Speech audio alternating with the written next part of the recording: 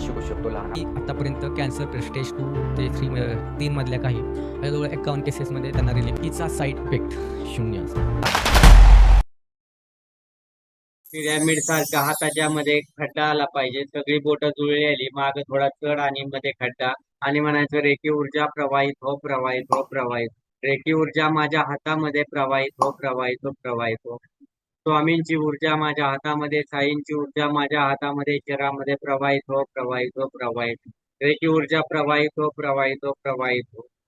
आलं हातामध्ये काय जाणवतंय का चेक करा, तुमच्या बोटामध्ये काय दुखतंय का, हातामध्ये बघा नाजूक कसे व्हायब्रेशन येतात, फिलिंग्स येतात, कधी दिसत नाही पण जाणवत. आता तुम्ही तुमच्या केसावरती हात न्या, हे रेखी ऊर्जा, हे ब्रह्मांडीय ऊर्जा माझ्या केसांची मुळं मजबूत कर, माझ्या केसांना डोक्यांना हील कर, माझ्या विचारातली नकारात्मक ऊर्जा नष्ट होऊ दे, डोक्यातील कोंडा असेल तर नष्ट होऊ दे, केसांची मुळं मजबूत कर, मजबूत कर, मजबूत कर.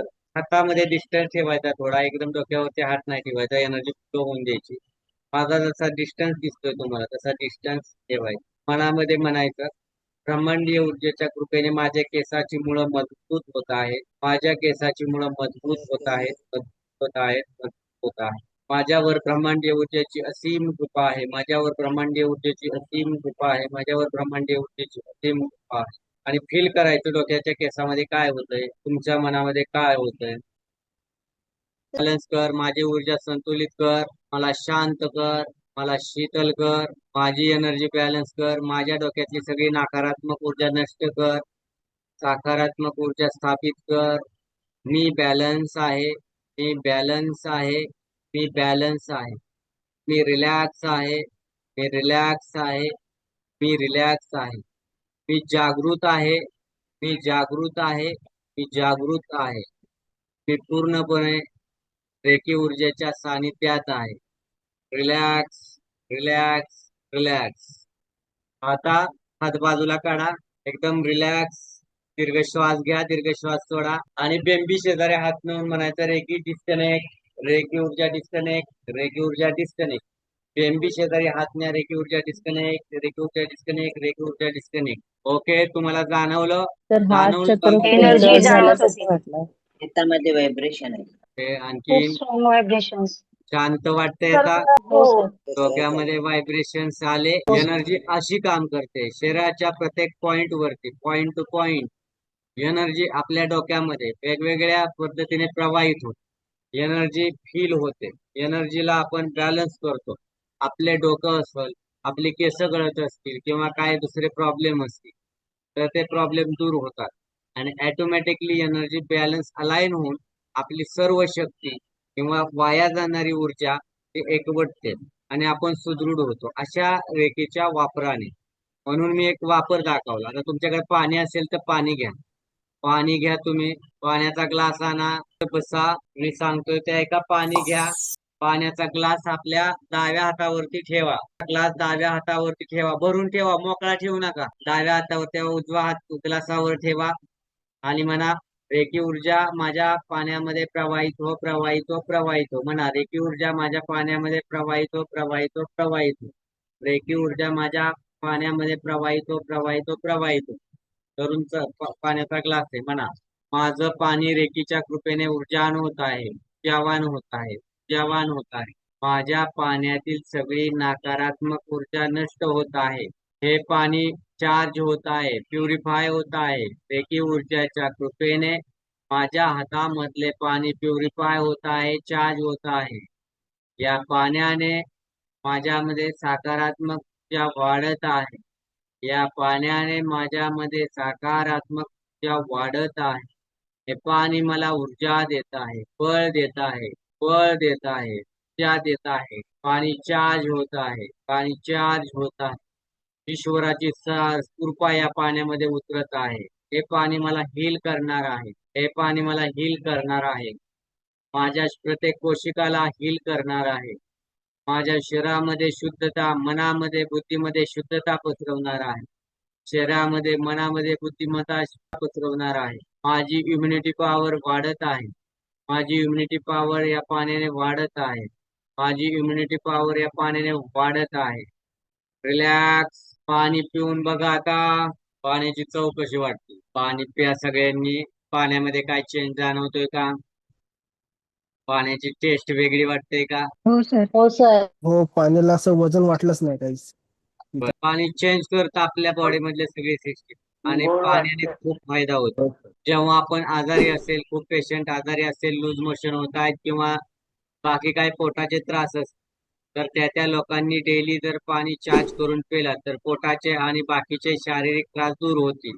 त्याचबरोबर शरीर सुदृढ पाण्याने आजारी असेल, कोण दवाखान्यात आहे, त्याला काय खात नाही पित नाही तर पाणी पाजा चार्ज करून. एखादा व्यक्ती ठीक आहे, त्याची इम्युनिटी पॉवर वाढवायची तर त्याला पाणी द्या.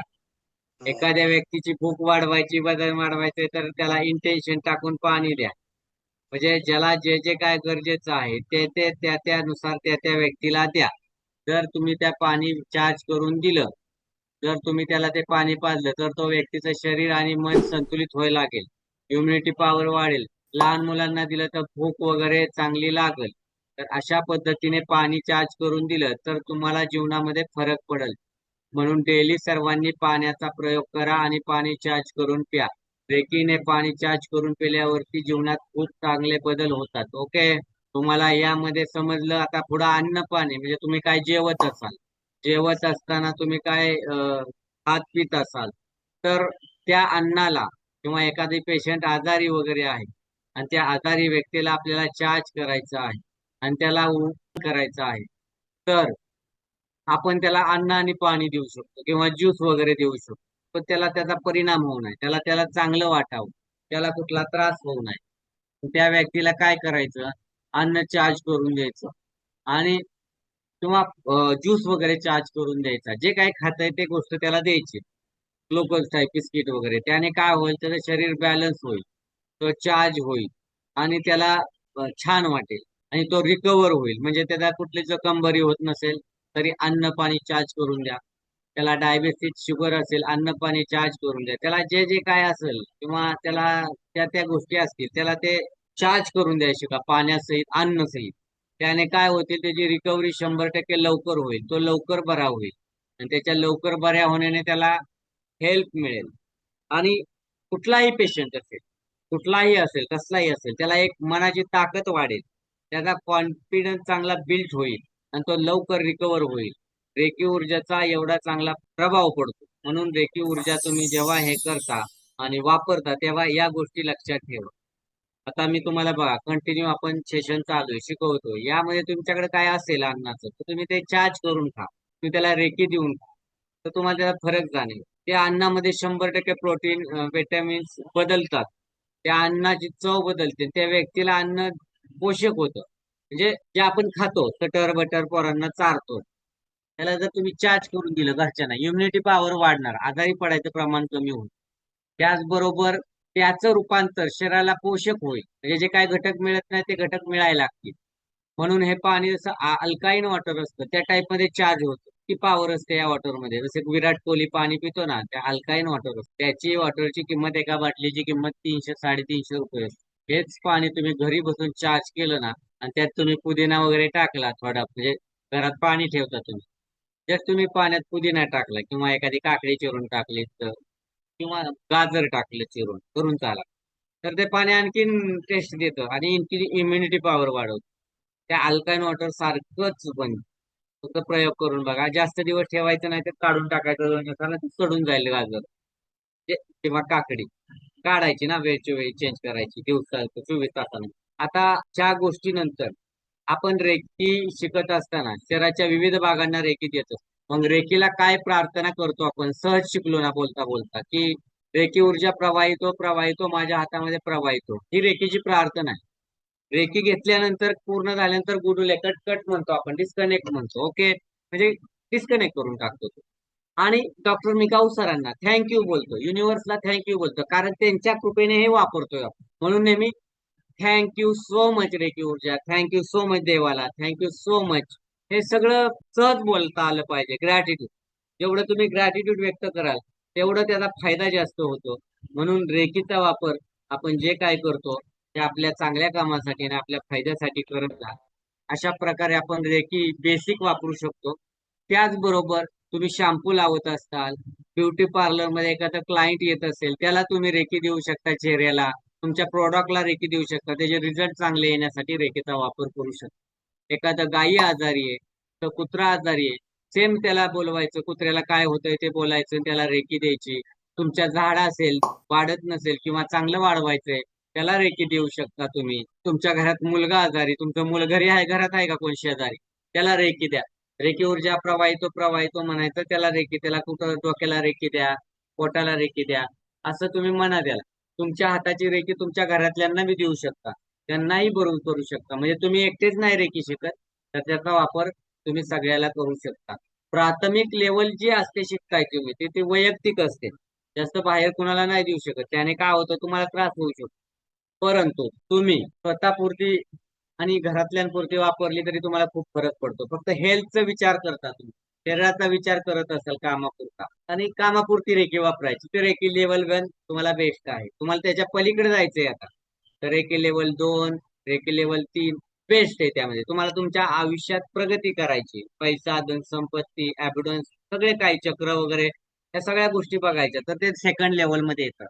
प्राथमिक लेवल मध्ये आपण एवढं शिकत असतो. त्याचबरोबर आपण अजून काय शिकू शकतो, तर रेकी लेवल 1 शिकत असताना आपण पुढे काय करणार आहोत, जी रेकीला आमंत्रित करतोय आपण, तर कसं रेकी ऊर्जा प्रवाहितो प्रवाहितो प्रवाहितो 3 वेळा म्हणायचं, कारण मला उपचार करायचे आहेत. ही त्याची प्रार्थना, PDF मिळेल तुम्हाला.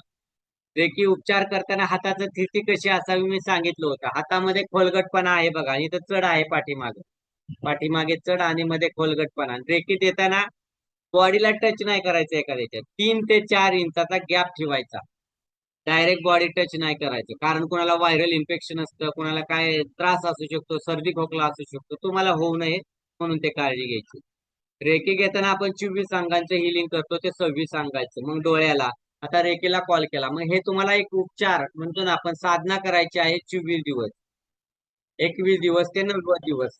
ज्याला खूप प्रॉब्लेम आहे त्यांनी 90 दिवस आणि बाकीच्यांना 21 दिवस. काय करायचं असतं, 21 दिवस जी काय मी PDF मध्ये सांगितलेलं आहे, दिलेलं आहे, त्या भागावरती बघा, तिथं डोळ्यावरती हात ठेवलेला दिलाय. 5 मिनिट एका भागावरती हात ठेवायचा आहे, म्हणजे सव्वा तास डेली तुम्हाला स्वतःवरती काम करायचंय. सुरुवातीचे 20-25 मिनिट, दुपारचे 20-25 मिनिट आणि संध्याकाळचे 20-25 मिनिट असंही करू शकता. नाही तर सकाळी अर्धा तास, संध्याकाळी अर्धा तास असंही करू शकता, किंवा सकाळी 1 तास मिळत असेल तर सकाळी करू शकता. म्हणून जेव्हा रेकी काय काय करता तुम्ही, त्यावेळी सकाळचं तुम्हाला किंवा दुपारचं, संध्याकाळचं वेळ मिळेल त्यानुसार 21 दिवस ते 90 दिवस साधना करायची आहे. मग काय करायचे आहे की तुम्हाला इमेज दाखवतोय मी. ही जी पहिली बघा फोटो आहे, म्हणजे रेकीला आपण कॉल केला एकदाच करायचा. रेकी ऊर्जा प्रवाहितो प्रवाहितो, माझ्या डोळ्यांना हील कर, माझे डोळे चांगले कर, दृष्टी चांगली कर, उपचार कर. मग ज्यांच्या डोळ्यांना मोतीबिंदू आहे, काचबिंदू कमी दिसतंय, चष्मा आहे, अशा लोकांच्या डोळ्यांना मदत होते. मग आपण 5 मिनिट डोळ्यावरती हात ठेवायचे, रेकीत जाऊन द्यायचे आणि अफर्मेशन द्यायचं. रेकीच्या कृपेने माझे डोळे फिट आणि फाईन आहे किंवा तंदुरुस्त आहेत, चांगले आहेत, चांगले आहेत. 5 मिनिट झाले की कानाला 5 मिनिट द्यायची, त्यानंतर कानशिल, आज्ञाचक्राला द्यायची, पुढं माग, असं जसं त्या फोटोमध्ये दिलंय बघा, त्याप्रमाणे त्या भागावरती, पोटावरती, फुफ्फुसांवरती, यकृतावरती, क्लिया स्वादुपिंडावरती,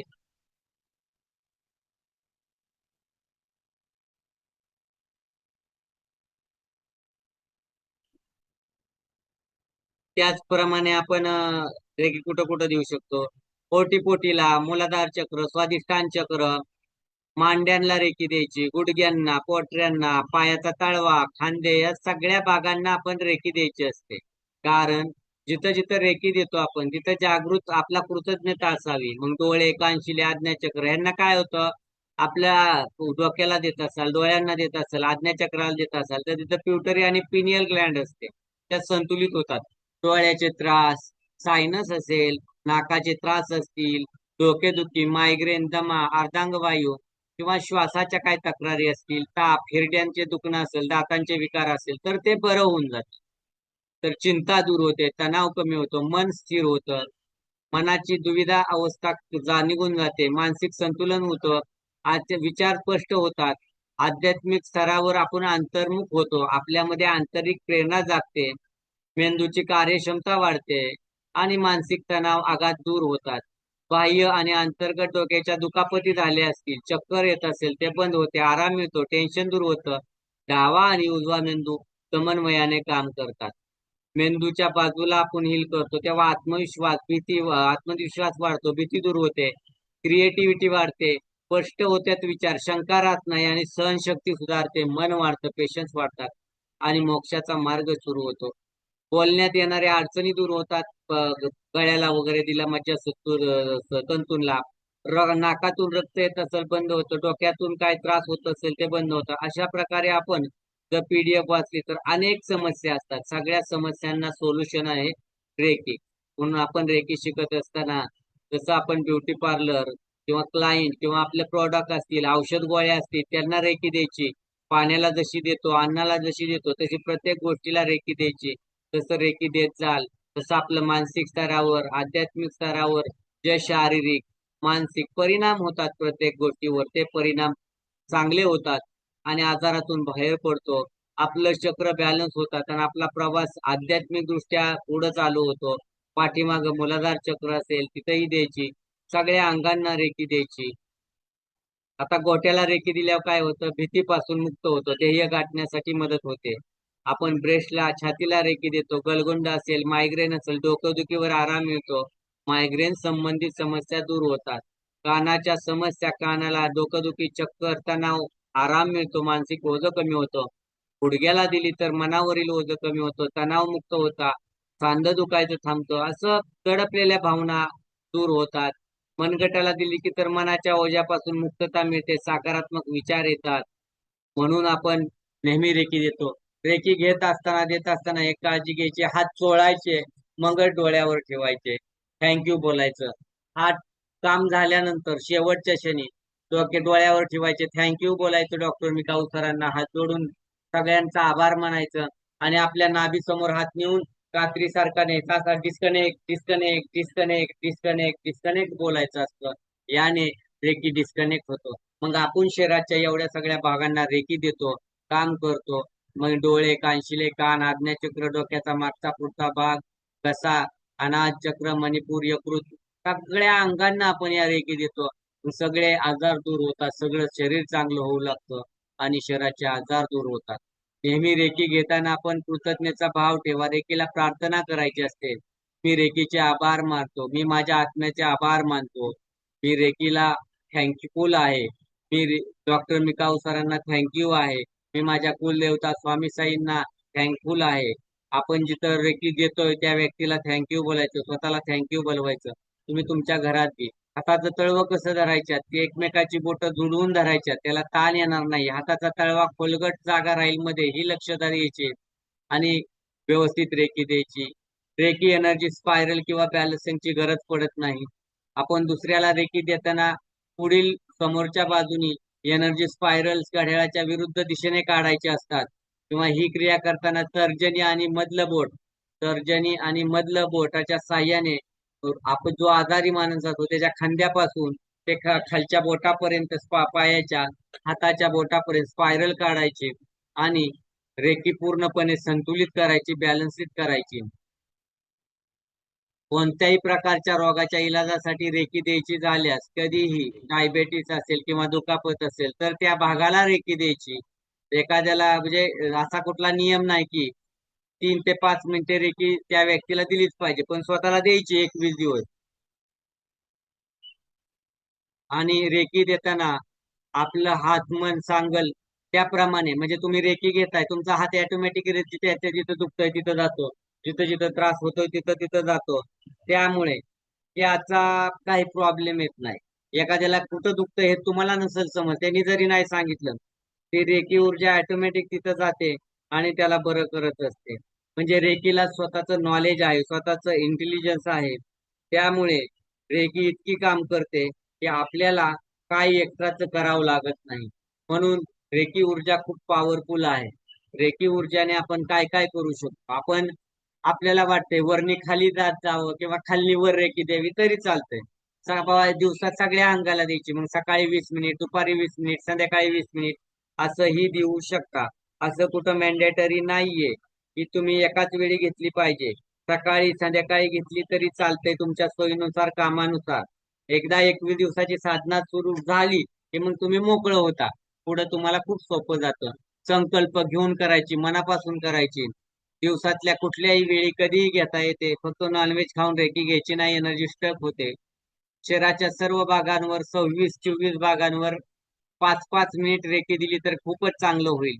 कारण चक्र 114 असतात, त्यातून 7 चक्र मेन आहे. सगळ्या चक्रांना रेकी गेली तर बेटरच आहे.